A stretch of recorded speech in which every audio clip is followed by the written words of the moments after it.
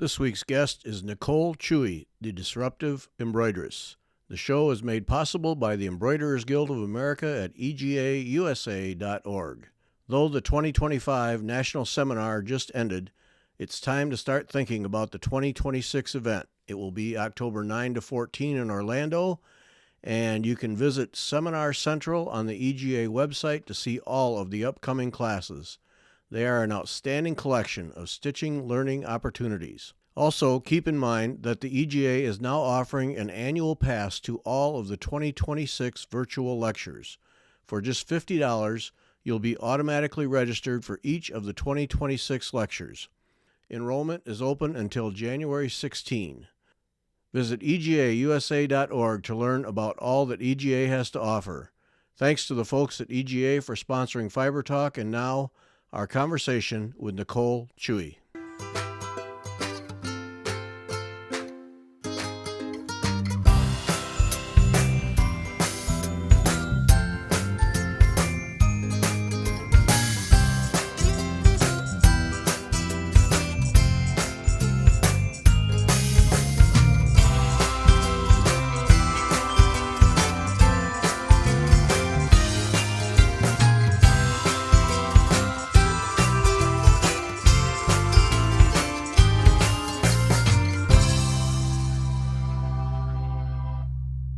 Welcome back.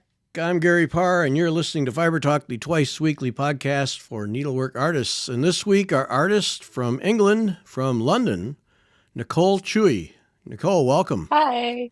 Thanks for having me. This is going to be fun. Thanks for doing this. Oh, such cool art, such cool art. But you touched my heart, because when I was researching you, one of the first things I always wonder, how do people get into needlework? And I was very close to my grandmother. Like, she raised me when I was a baby because my parents were working, so I was very close to her. And then you learned needlework, or exposed to needlework. She was doing smocking on your dresses, but then you would get involved in that just to be with her. I just thought that was just so cool. Thank you. Yeah, it's a very personal connection. When I was 15, I decided, like, my grandma would do English smocking on all my like baby garments. And I'm one of four sisters, so she'd do it on she'd make dresses for each of us using that technique.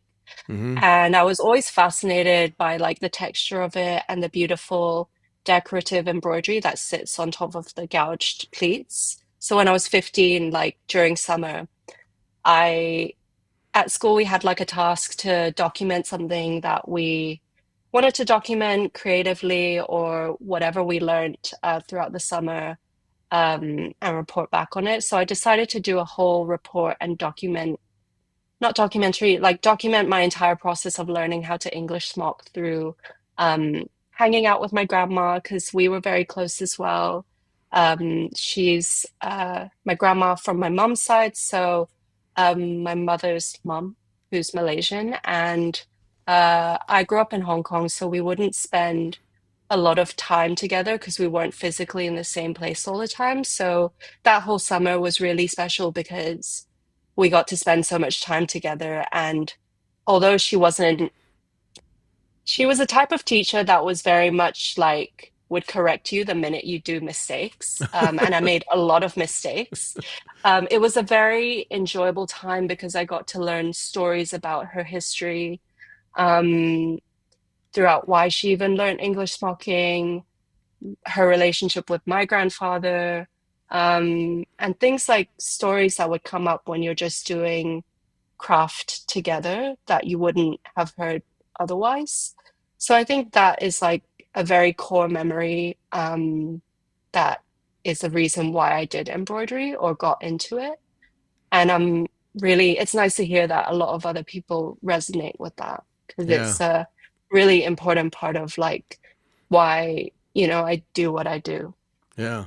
And it's so interesting, and we see this in so many people that we talk to, where in childhood they'll get exposed to needlework in one form or another, and it will stick with them. And for especially, well, most of the people we talk to are women, through childbearing years and raising kids, it'll kind of get to the background, but the seed just never goes away. It's there, and Yeah, then when time presents itself, it comes to the forefront, and it's kind of an amazing thing, needle and thread, just that those simple two elements, and they once they get in you, it just stays. Yeah, definitely. It's such a powerful like technique and medium to express so much because it's really accessible, but at the same time, what you can create is so endless. And I think I'm just obsessed with like the endless possibilities that um, you can create through just needle and thread. And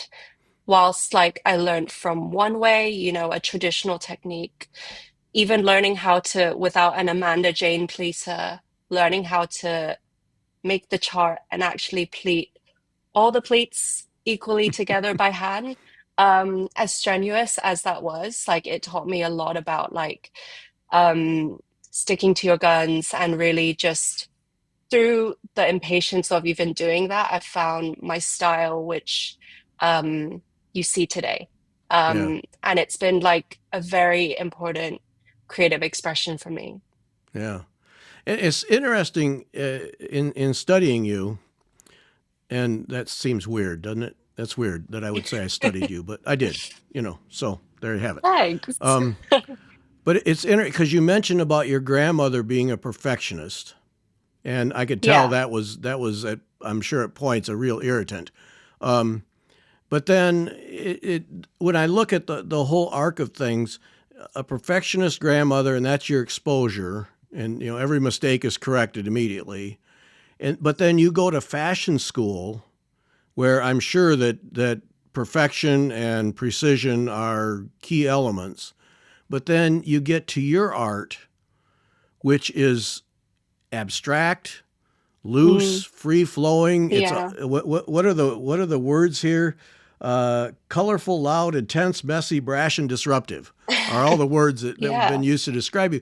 So it's interesting that you would start out with this perfectionist exposure, and now there's this free form, fun, expressive, bright artwork. And you go to fashion school, where I got to believe that's just a world unto its own. Definitely was. Like, I actually got rejected from all the fashion design courses that I wanted to progress onto. So I actually ended up studying the media side of like fashion. So media and communications, which included marketing, branding, photography, graphic design, and all that. So I don't think perfectionist institutions really work for me. Um, and yeah, that includes my grandmother, but we have an amazing relationship. And it's led me to the reason I really love embroidery is because I felt like I had agency over what I created, hand embroidery specifically, which is something that even after 7 years of doing this professionally, I still stick to doing despite being asked to do machine work, which I have an understanding of and I know how to, but with the artistry, like hand embroidery is so personal because I'm making it myself. And that's something that I've never really lost, despite being rejected for things that, even though I worked in fashion and ended up, trying to pursue a degree that didn't want me, it like took me a different direction and I just never gave up. So this was the one space that I could express my world, my thoughts, things that I had bottled up. And that's why like the stitch work on magazines exists. It kind of is more of like my way of channeling my emotions onto paper. But I just love the tactile feeling of thread. And I never really, I loved like sketching and illustrating, but I never really was satisfied enough with just pen and paper. There always had to be like an extra layer. And I think that's why I was stuck to needle and thread.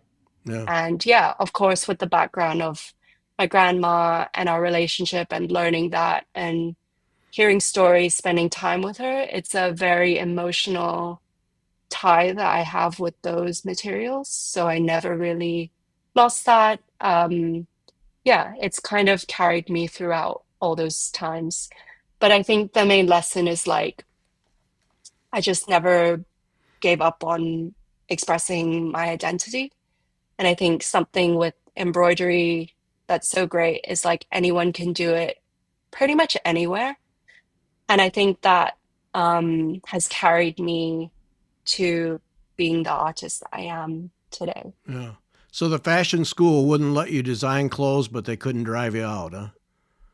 They couldn't drive me out. I was still persistent about wanting to exist in that space and understand the industry as a whole. And I worked various like small jobs and assisting bits for production people, magazine editors, stylists, photographers.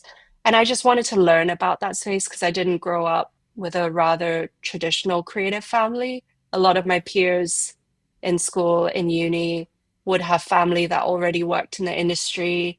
So they had an understanding of the business, but I was so influenced by fashion's creativity, particularly like London's history with subculture and the fashion that exists because of it. When I was a teenager and when I was a kid, just loving like the punk DIY attitude of it, that it just led me to being stubborn enough to like stick to that industry and want to like understand it as a whole. So even though I didn't go, I'm really grateful actually I didn't end up doing fashion, women's wear, or like fashion design development. It led me to a different path that still allowed me to do what I do today. And at this very point of my career, I've pivoted my way from fine art back into fashion with my recent show at like Oof Gallery. And that's been a nice way to show like it's never, you know, it's never too late, and there's always like ways that will lead you back to the things that you love, Yeah. in the ways that you want. So that's honestly, my journey has just been a lot of rejection and redirection, and that's, yeah, how I've ended up doing, thankfully, embroidery art. Yep. Well, you didn't quit. You didn't quit. I So there you didn't, have it. Yeah. no. Yeah, I didn't give up. I didn't quit. I think the persistence of my grandma's like perfectionism maybe has kind of like stuck within me. But um, yeah, the determination is something that uh, has carried me through to holding out my practice and like being able to do this professionally, but also still finding space to be creative and loving learning like new things, you know. Yeah. Even with what we discussed before, just loving hearing about different people's tips and learning from different voices around the world. I think I'm just naturally very curious. So Yeah. it's led me to here, and I think that's quite necessary as an artist or creative or anyone who has a practice. Um, so yeah, Yeah. I've always been curious. Yeah. Grandma pops into your head frequently when you work. She literally, there's a picture of me and her in front of me, like behind this camera, but what Okay. I look at, so she does every day. She's there. She's there. All right, She's Grandma. there. Let's hear it. Yep. Yeah. Bravo for her. Yeah, she's great. Love her. She's great. But she also scares me. So the fear keeps me going. Yeah. So I do see her quite literally every day because of that portrait. Yeah. Oh, that's so cool. And then you made me go. I'm researching you, and I had to go on a tangent. Maurizio Anzeri. Uh, Yeah, yeah, talk about that influence because that is head on to what art you're doing today. Yeah. exactly. Like, actually seeing his work really changed my life. When I was in secondary school, like I incorporated a lot of embroidery into whatever I was doing. Like I said before, I would use magazines as sketchbooks and just like try to stitch my thoughts, feelings, all of that onto paper. And one day in, art class, like right after I did that documentation of learning English smoking from my grandma, I overheard a conversation from another girl in my class who was talking about this artist who works with thread and like mixes photography with stitching, and I was immediately my ears perked up. And it turns out to be, she was talking about the work of Maurizio Anzuri, who's an Italian artist who stitches on top of vintage portraits, found images. They weren't necessarily shot by himself. From my understanding, I think he picked them from various sources, whether it was like thrifted markets, anywhere he could find them. And they were often like very, they were very old portraits of men, women, children, very eerie because they were all like sepia toned or like black and white. And he would stitch masks on top of them, but they were very geometric in the style that he did them. And it was almost like to mask because he didn't know who those characters or who those people were. It was almost like he was masking their identity by creating a new one. And what I loved was, firstly, I'd never seen work like that. I'd always thought like when it comes to sewing, it's just purely for like clothes, wearable garments, Yeah, things that are functional, which I guess I learned from also looking at my grandma's way of using embroidery. For sure. her, it was to, you know, it was beautiful and decorative, but there was a function to it as well, like to wear. But when I saw his work, it was like I felt an emotion that I hadn't really felt before. I felt very like seen, but also I was really intrigued because like these are portraits of people. I felt very much like he was trying to express something that wasn't in an image, and I love that about his work. But also, it creeped me out because he didn't really know the people in the images, but yet he was able to create these new identities through it and I guess insert his own. And that's what every artist wants to do in their work. It's like always a bit of reality about yourself. Mm-hmm. So I guess I took that reference and at first tried to replicate it through stitching on top of found imagery just to understand the feeling and the techniques that he would do. Like I'd study how he would stitch, how he would draw every stitch on tracing paper, dot it out, and then stick it on top of like the images, and then sew with not the embroidery floss that I use, but like much thinner traditional machine embroidery thread. So on top of like the lines that he created on these tracing paper So wait, stitches, and it was very meticulous. so back up. So he actually formalized his stitching before he did it. It wasn't just a free form. Yes, Wow, yes. because So he drew and everything. when you said creep me out, I was so glad you said that because there's a creepy cringe factor to his art that I Yeah. enjoyed, but it made me a little like, ugh, I don't know. It Yeah, made me uneasy. Yeah, it's uneasy because like when you know it's like found images, that's like personal right. images of people, but then he's kind of masked, almost respected their identity by masking it in a way. This is just my interpretation of it. Through the colorful like layering of the geometric like shapes that he does. But because there's like that vintage element of like the unknown or they just look very calculated, like everything's very calculated in his work. Um, it's a bit uneasy because you're like, okay, like you've thought a lot about this. And Yeah, as you yeah. know, when you do embroidery, you have to be fully focused on what you create. So there's no distraction. You're like looking at that image while you're making. Whereas I think like as I've learned for myself, whilst it started from maybe being influenced by the reference of his work, I just preferred the free flowing form of letting my thoughts take over where the thread leads me. And so I think for me, stitching is very intuitive, which is why it's so impossible for people to replicate because I don't even know what the final result is going to be half the time.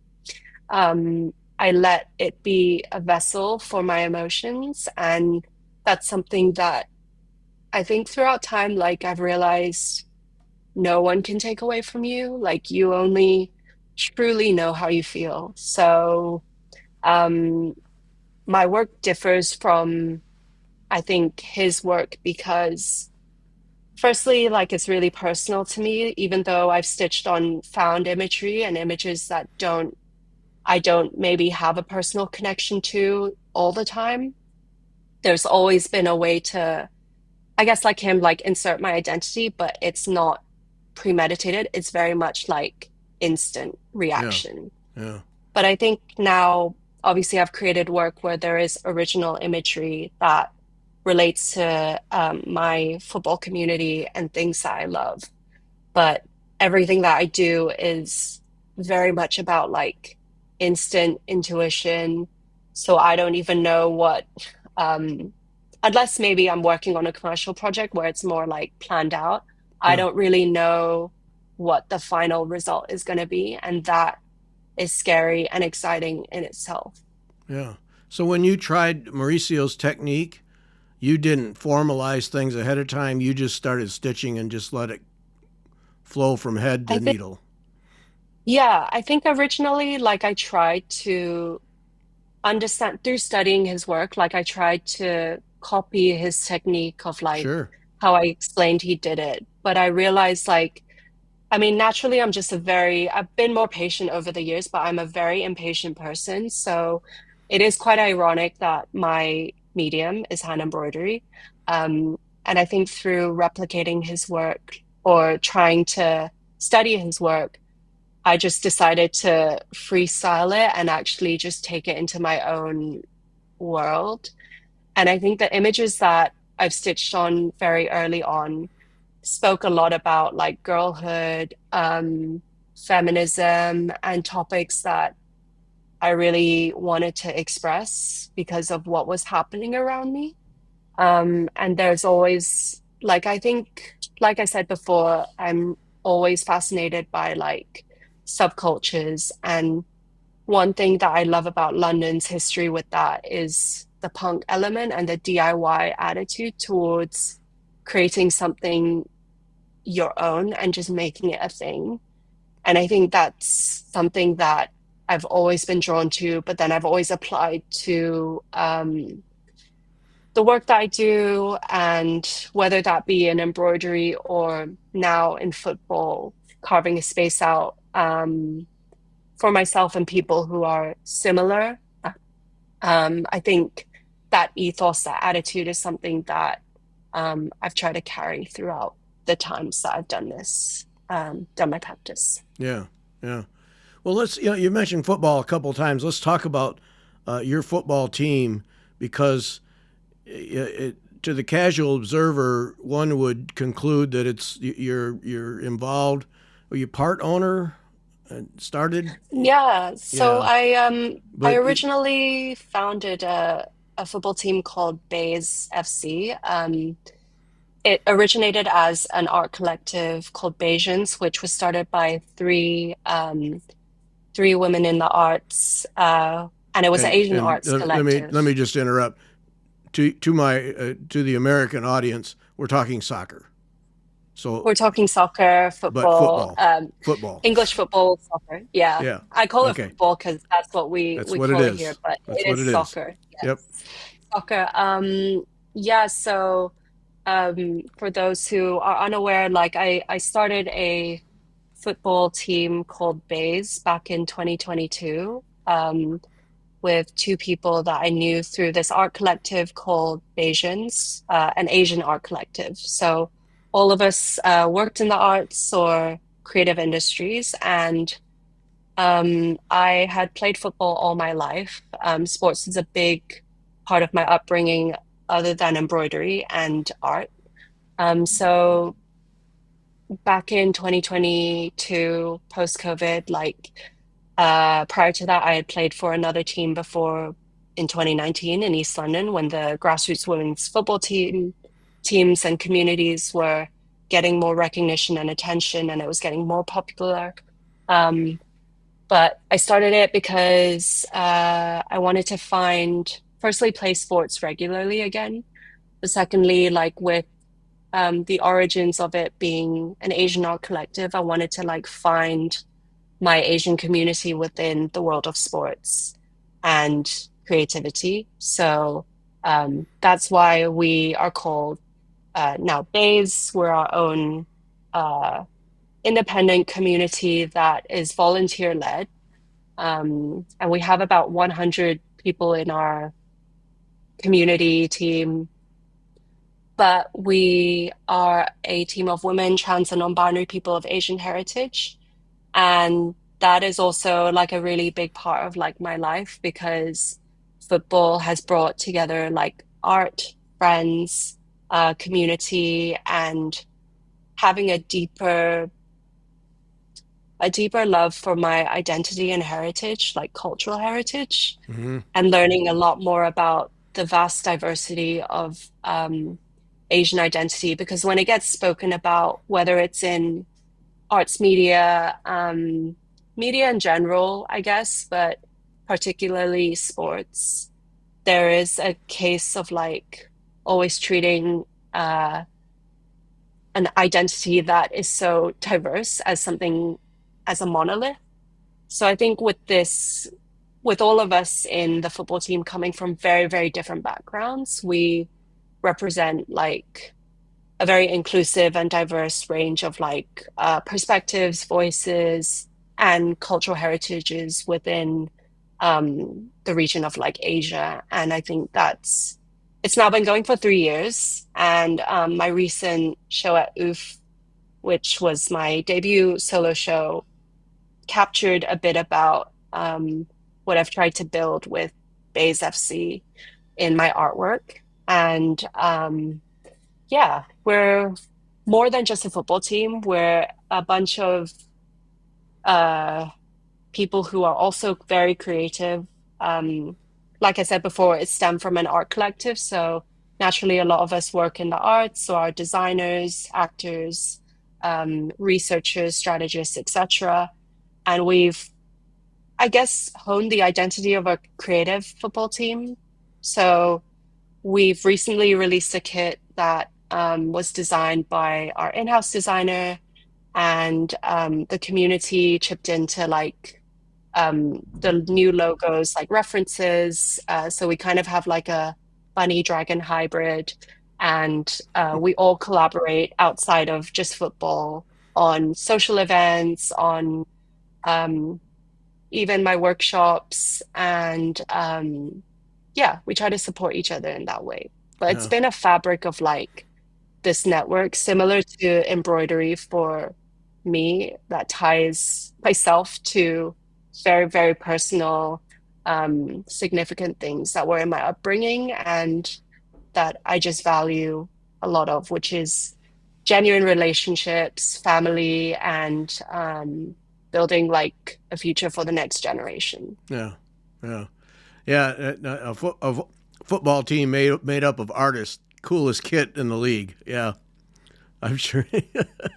Yeah, it's a good kit. Yeah, I'll send you a link, but it's a very like bold print that Plow, who is a designer that I was referring to, had decided to make because we all talked about like just wanting to make a statement, and we know there's a lot of like women's football teams, soccer teams around, and we just wanted to have a kit that represented like how proud we are of our identity. sure. And I'm also naturally just very drawn to loud, bold colors. My eyesight is terrible, so if I can't see something that's like quite bright, like it's really difficult for me to like engage with it. Hmm. Which is also why the palette of my artworks are all really, really bold, colorful, loud, and I guess what it is today. Um, but yeah, we just wanted to, I love making a statement. I love being loud through art. And I think the kit reflects it. It's a Yeah. cool one. Oh, I'm anxious to see a picture of that because I can imagine what artists can come up with a whole lot better than the run of the mill people. Yeah. It was a piece that was like 2 years in the making. So we definitely had iterations where Cloud thought of it, but people gave feedback about Uh-huh. what they wanted. And then seeing, because we play in a league every week, it's kind of research for us because we're seeing what other kits are out there and what we don't want to have and what we do gravitate towards and how we can stand out. So yeah, football is kind of like arts research. You're kind of seeing what's out there, what's in its history, and taking inspiration from it as well. Yeah. Now your art, you and Zeri influence, but so you tried a little of that, but then you moved on, and Yes. I mean you definitely moved on, and now you do so much embroidery. Like lately, you've been doing a lot of work on sports clothing, uh, but there's a free form abstract to it, and it's so fascinating to me that you would come from learning smocking from your grandmother to this abstract free form, and I got a sense that through all of that there's a lot of just trial and error and what if I try this, what if I try that, a lot of stuff that just gets tossed on the floor to get to where you need to get. So I just really sense an evolution, many iterations in relatively a short time. Yeah, definitely. I think what you said is it hits the nail on the head. Like it's a lot of trial and error, which is how I experiment to get to new ideas, new pieces. And I think my sister described this. She was saying how I get to develop my work is like I dive into just creating a bunch of things that I really love. I think making stuff happen is really important for me because if it sits in my head, it's just never going to get out there, like I'm sure you've experienced. Mm. Um, but trial and error is really important because it's led to so many like unpredictable outcomes. This week, I was even working on a piece that refers back to the memory of English smocking. So it's really timely that we're having this conversation, but I kind of created it.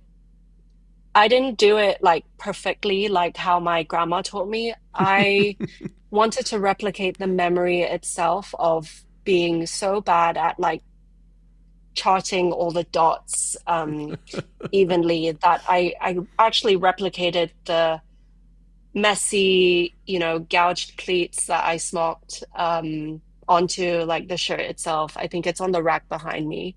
But that was really fun to do, and it's really personal still because the work is not about perfection. It's about memories, emotion, being intuitive with like expressing how you feel.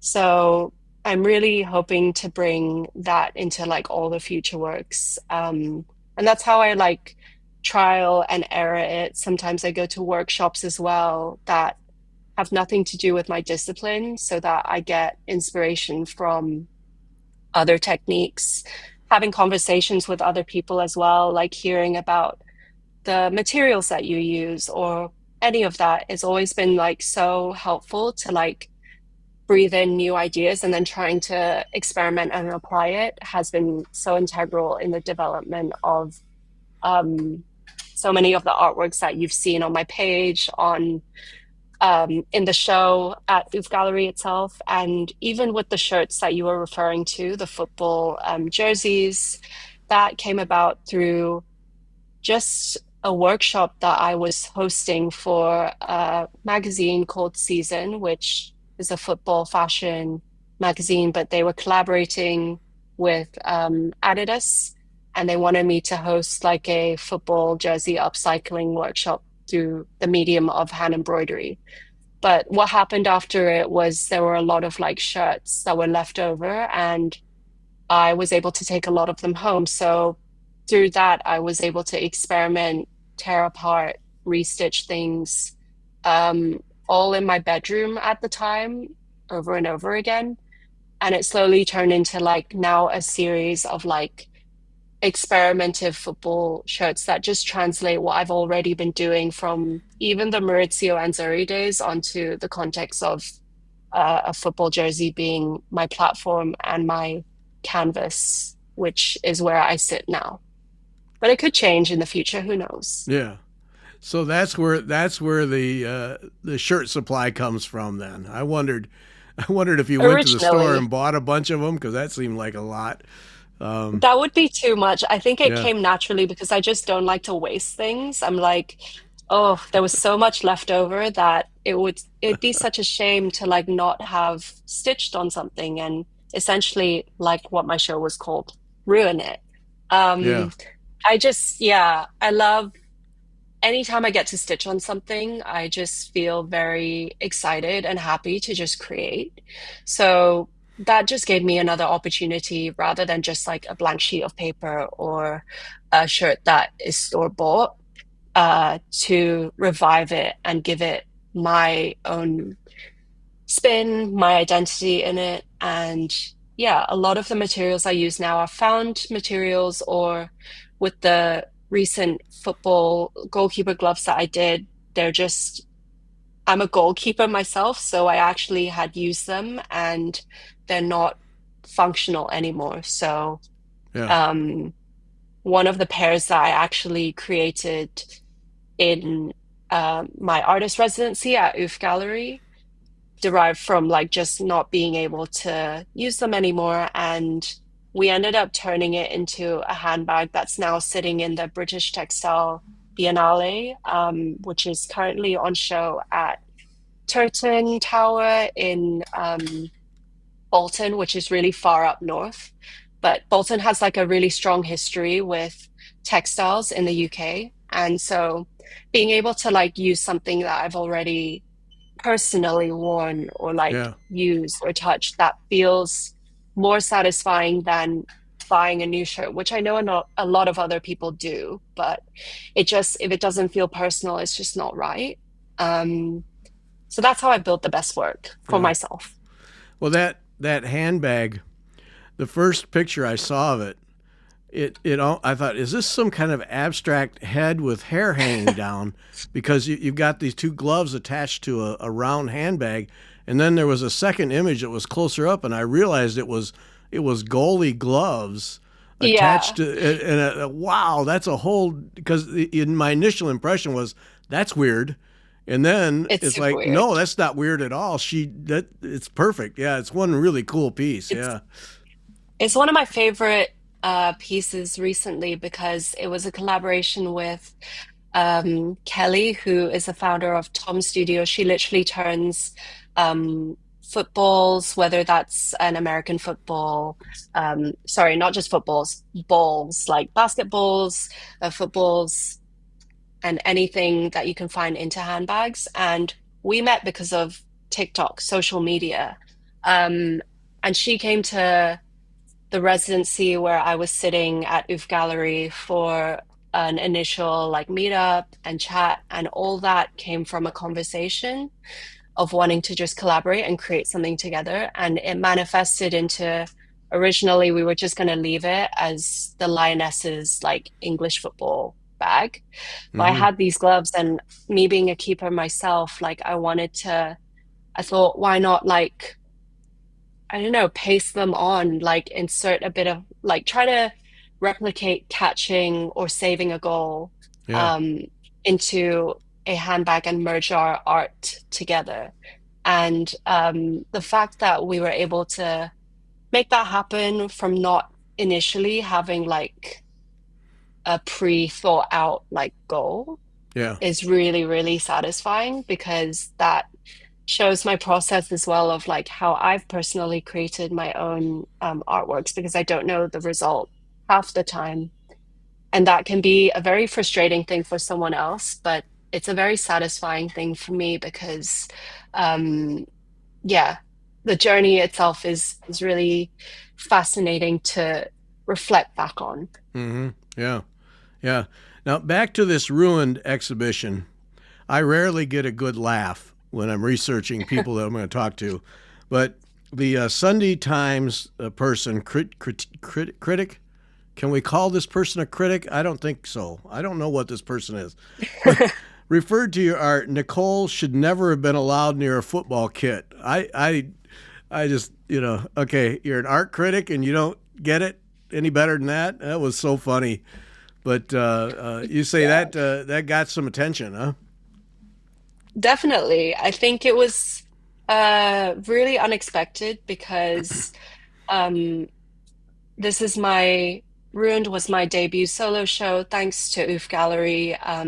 For context, I had a 3-month residency, artist residency in the space itself, and at the end of the residency, I proposed to showcase like the works that I'd been developing and the new works that I'd made there. And, it resulted in Ruined, which is the ethos of what I do. And the critic who you mentioned wasn't initially meant to, I think, come to my show, which was upstairs. There was another exhibition that the gallery was hosting in the main floor, which is what he was meant to review. Turns out he took a peek into the space for like 2 seconds, and I was really shocked to find those words in print. And I had, but the thing is, like, whilst it was so driven by negativity, it was something that brought me a lot of like the right people Uh, because a lot of people seem to disagree with it. And yeah, I mean, I know I yeah, disagreed with it, and I yeah. just I just laughed immediately when I saw the review. Um, didn't know who this person was, didn't really read. I don't really read the Sunday Times, so I didn't even know it existed in my sphere until the gallery brought it to my attention. And yeah, it just brought the right people together, and more uh, people actually came to visit, which is what you want because the artworks are better seen in person with embroidery itself. It's sure. less flat when you're like photographing it. I mean, it's just a different visual texture.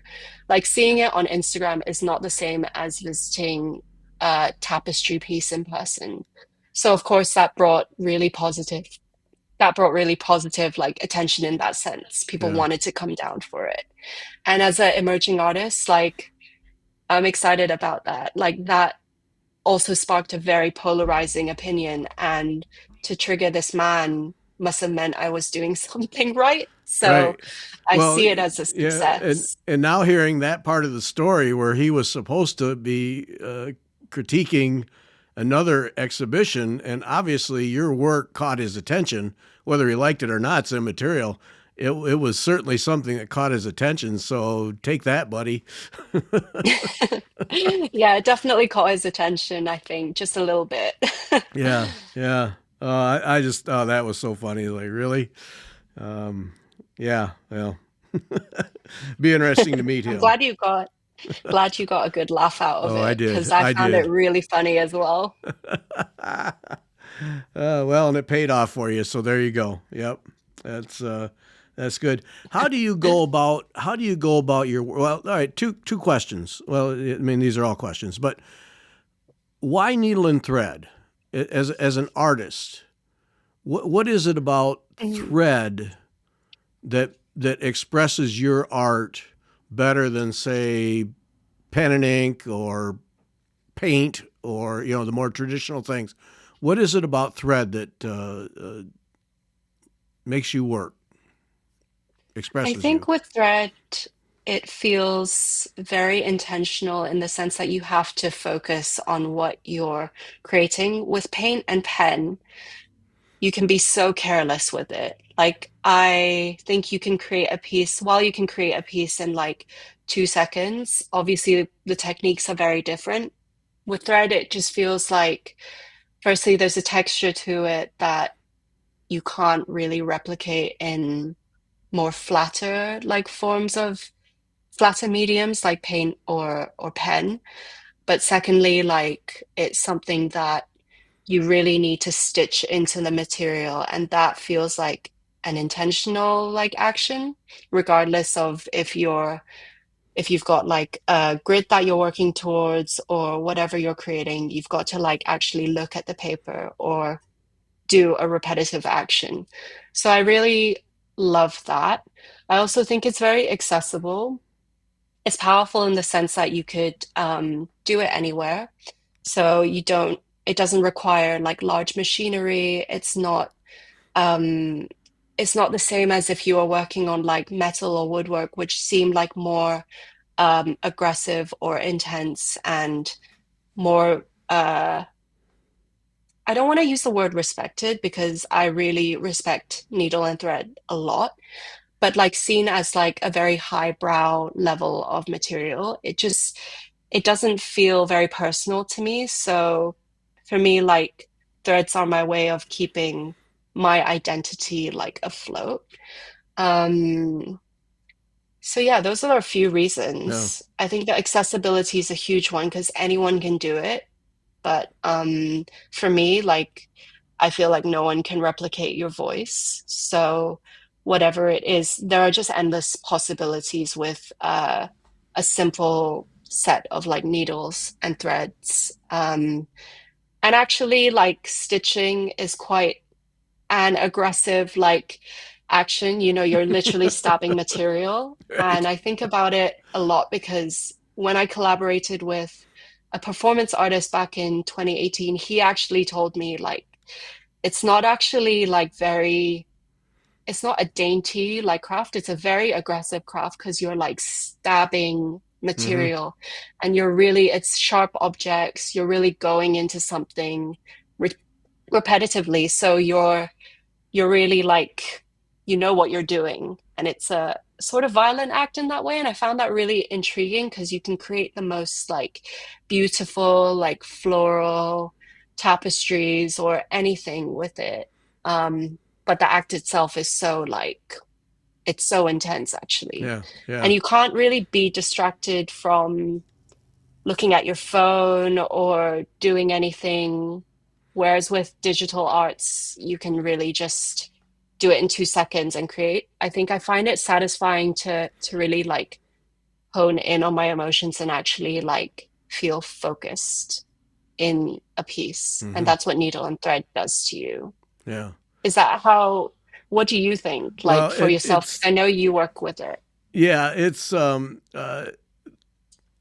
I've had people say, "Don't stitch when you're all wound up because your tension will be so tight." And That is what I do. yeah, because there's we've talked about this on several shows. The mental aspect of it. There's very much a mental aspect of needlework that I don't think you get in other art forms because of the movement and the tension and the stabbing. The stabbing is a very very real thing, but Yeah. when you sit down initially there's this mechanical movement, but then your mind starts to relax when you're stitching, and it loses that mechanical feel, and it Mm. just becomes a flowing movement thing that puts you, at least to me, in another world.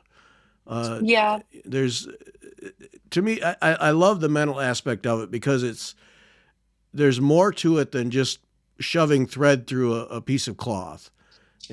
Yeah. And you relax your body. You can Mm. feel your body relax, and then the creativity, I guess, in your form. Me, I'm mostly just executing other people's designs, but it's got to come out. I mean, that's got to be when your best work happens, when you finally relax and just Exactly. let it happen. Yeah.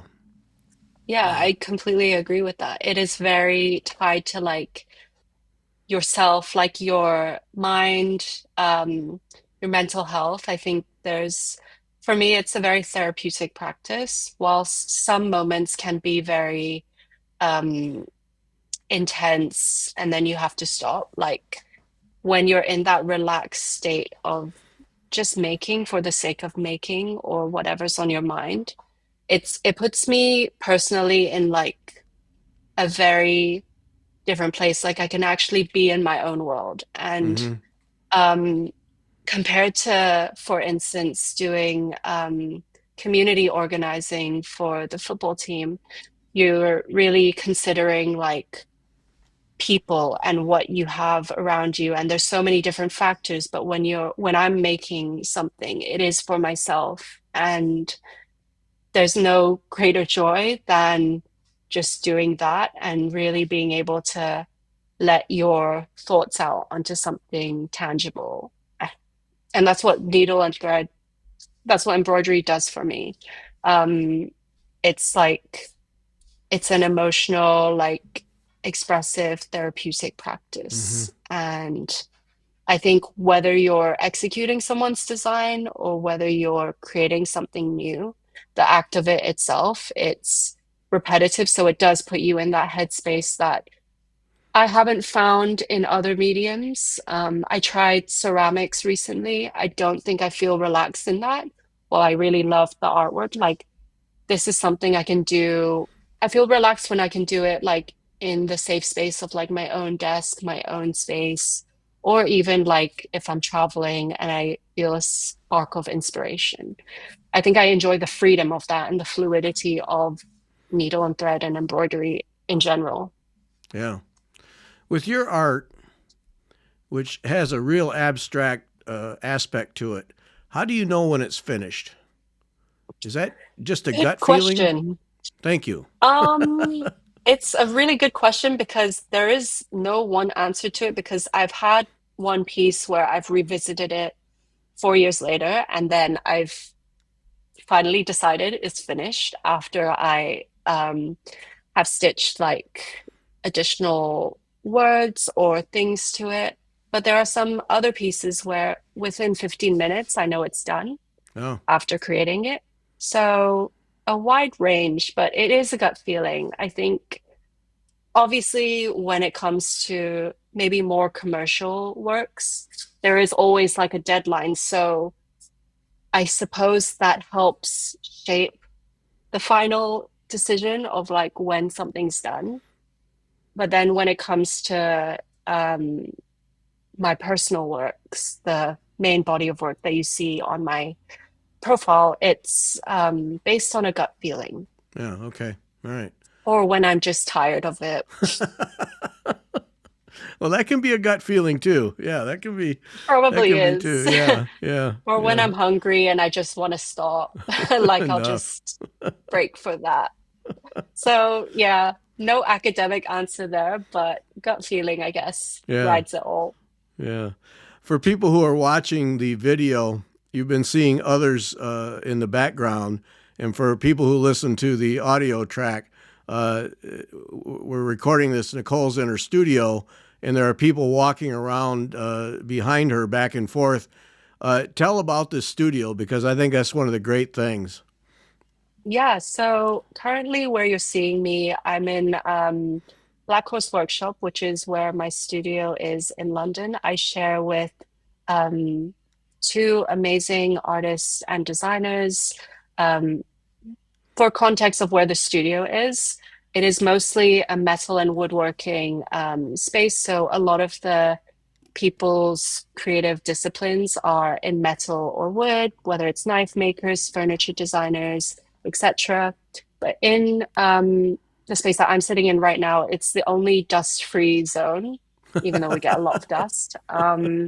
And behind me is Dewi, an amazing illustrator, and to my right, uh, Ria, who owns Mesame Studio, is my collaborator and an amazing lighting artist and designer who's been here for probably the longest period of time compared to me, who joined about a year and a half ago.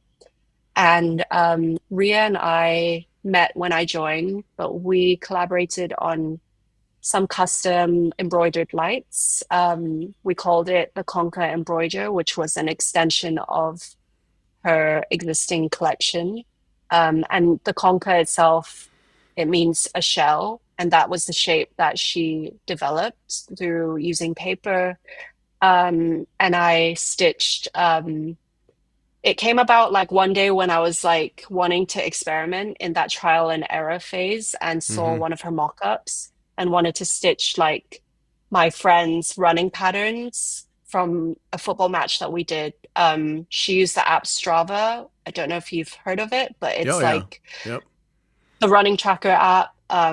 Basically creates all these interesting line shapes, and I wanted to replicate that onto some form of like paper context. And seeing Ria's sample sparked that idea. So yeah, that kind of came about through that. And now a year on, we've created lights together, which was a new venture of my practice that I didn't think I'd really explore until I arrived in Black Horse Workshop here. Um, Thanks to Ria's expertise, like we collaborated on Conca Embroidery and developed the mantis, which mixes my inspirations from football with her classic shape of the shell that she developed. So um, you could check it out on my website or her website, which is I think I've put a section on my website about it under collaborations, but lighting is something that I only explored from literally being in this space, and that's thanks to my collaborator Ria.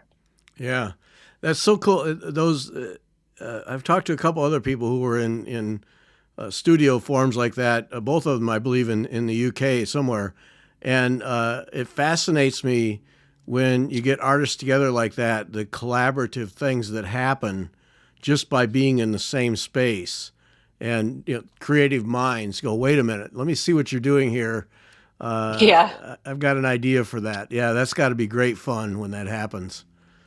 definitely. Like with me and her, especially, we got on so well that I'm sure you know, not all collaborations happen instantly like that, but when there's a gut feeling, and me and her are in here pretty much Monday to Friday, like every day.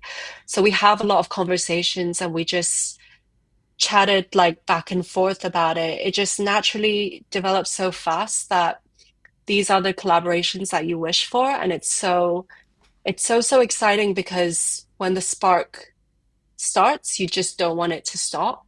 Yeah, And when someone understands your vision and you understand theirs and it aligns, I think this was one of those where that really, really happened. And I think honestly, it's been one of my best collaborations that I've done. Just with the artistry factor and the way that I've worked with another designer, it's not been the same that has existed before in my previous collaborations, where either it felt more like a commission or that we did like it didn't feel as together. But because we're yeah, in the same space at the same time and working in real time, it just changes that like creative aspect. Like things can change so fast that we can just act on it quickly. And like the nature of my embroidery being so instant and about reaction and emotion, it fits my style of working. yeah. So it's Well, been and very, very exciting. yeah, and aren't the best collaborations those spontaneous ones? The ones where you have to make it work. They just Yeah, always, yeah, yeah. I think it's like on top of having a great like working relationship, having a really good friendship really does help nourish like the collaborations itself, and both being such like creative individuals that aren't led by like ego, but more so creating something beautiful together or really personal. That's something that doesn't exist all the time, but when you find it, you just don't want to let it go. right, right, So yeah, that's how I feel. yeah. All right, we're running out of time because this happens every time. Okay. Um, Yeah. but we need to talk about exhibitions and Yes. workshops. So Mhm. do you have an active exhibition now? Are you planning for something? Where are you at in So that spectrum? at the moment, what is active is I have the She's a Keeper, the football goalkeeper piece at the British Textile Biennale, which is in the north of England in Bolton. I think that show closes very soon, actually, in a few days. But that is it's a group show curated by Oof Gallery, who I did the residency with, the artist residency. And in the upcoming future, I don't have anything solid in terms of like an exhibition that is going to happen, but I am in talks about potentially showing in Europe within the next few months. Um, that just hasn't been like fully confirmed, but it Yeah, is in the yeah. talks.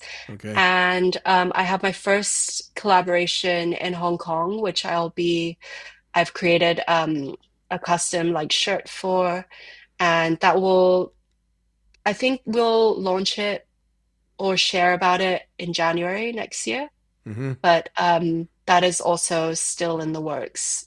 So currently, the only thing live is the British Textile Biennale in Bolton, Okay. in Turton Tower. Okay. Talk about. Let's go back to Ruined. When that Yeah. exhibition ended, what happens with those pieces? Do you just store them away, or do we have more life to them? So the pieces are actually behind me, so they're currently stored here. But I recently, with my other studio mates, we held a open studio at this festival called London Design Festival, which is a really huge it's like the equivalent of, I guess, like Freeze Week or Fashion Week for us as designers. We get to show our work, and we get to host workshops and stuff. Thankfully, this year we were able to be on that roster, and so with the shirts, was able to display them, create like a showroom Okay. within the space that you're seeing behind us. So they have a bit of life to them, and they've had requests to be shown elsewhere and be borrowed, but currently they're in storage in the studio. So they will have some life then. They just don't go in a box They and get will. forgotten. Yeah. Yeah. They Yeah. definitely will. And I think what I aim to do now is continue to build on it. Since the exhibition, I had, whilst I was, creating the exhibition itself with Oof Gallery, I was able to source a bunch of like shirts that one of the brands that supported the exhibition was able to give away. So hopefully from that, we'll be able to do some creative collaborations and extend the series of Ruined. But I have had people reaching out to me wanting to have Ruin travel to other parts, other countries, Uh huh. and I'd love to make that happen. I just haven't, since like that show took so much to kind of create. I just want to be like really intentional about it and take my time with it, but you'll definitely see them more and more.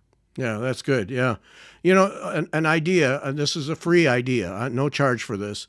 An exhibition in the lobby of the Sunday Times. That would be really great. Yeah. Yeah. So put that on the board as an option. Yeah. Uh, Yeah. I'll definitely put that on the drawing board. I think I'll add it in my notes and do a guerrilla style like exhibition at the Sunday Times lobby, yeah. wherever that is. Make sure there's a camera when the art critic walks in for his yeah. Mm-hmm. Yeah. Yeah. Oh That's man. so, thank you for the idea. No problem. No charge for that. None whatsoever. All right, workshops. You do workshops? Tell us about your workshops. Yeah, so workshops are they're usually tailor made to whoever wants to do them. But recently, myself and Ria, my collaborator, had done a custom like embroidered light making workshop inspired by our Mantis creation and Conquer Embroidery collection that we created. So we got participants to stitch directly onto paper, either replicate the dynamic like footballer movements that I initially took inspiration from the first sample, or create their own piece. Basically, in my workshops, they're all about like creative expression through embroidery. So not necessarily just following maybe a traditional like cross stitch pattern, but actually using an image or using the material in front as like a base to create whatever you want. So I've worked with brands and galleries before on uh, either community, youth, or public workshops where people come and attend and create something tangible. It could either be like a paper photo that we stitch on top of, so an expressive like portrait, or using postcards. Um, Maybe in the future, bag charms or football shirts, things like that, that relate to like my art practice, but also the purpose of like the embroidery workshop itself, which is to let people creatively express themselves. Mm-hmm. Because I think oftentimes with, and this is each to their own, I love different, whether it's traditional or new types of embroidery. I think oftentimes what I've experienced with like workshops is like it can be really restrictive when there's already a final result. Like, obviously, you have, like, for instance, a product that you want to make. But what I want to do with my workshops is actually people attend because they want to be in that headspace that you were describing of like almost meditative when you're just stitching without any rules, Yeah. and giving someone the material to do what they want with obviously guidance and stuff. It's what I try to express and do in my workshops, and see embroidery in a different light where it can be more than just fulfilling someone's design, but actually you can create your own and be expressive with your thoughts, or whatever the result is, like develop it after. That is what I want people to like take away from like what I do. Mm-hmm. And yeah, it is that is the Yeah. workshops that I create. But they kind of differ based on like, if a brand has wanted to hire me, or if I'm doing them myself. What I described is what I try to do, whether it's paper or a more wearable material. Um, but that is the ethos of like the embroidery workshops that I hold. Yeah. Okay. Excellent. All right, Nicole, we got to stop. We got to stop. Okay. It was Thanks really so. great to chat. Oh, I've enjoyed it. Thanks so much. Amazing work. Visit Nicole's site. Thank you. Follow her on Instagram and Facebook. Instagram is definitely a follow there, and learn more about her art. See it in action, and really great stuff. Thanks for doing this. Thank you so much, Gary. It was so nice to talk to you. And thanks to everyone for listening.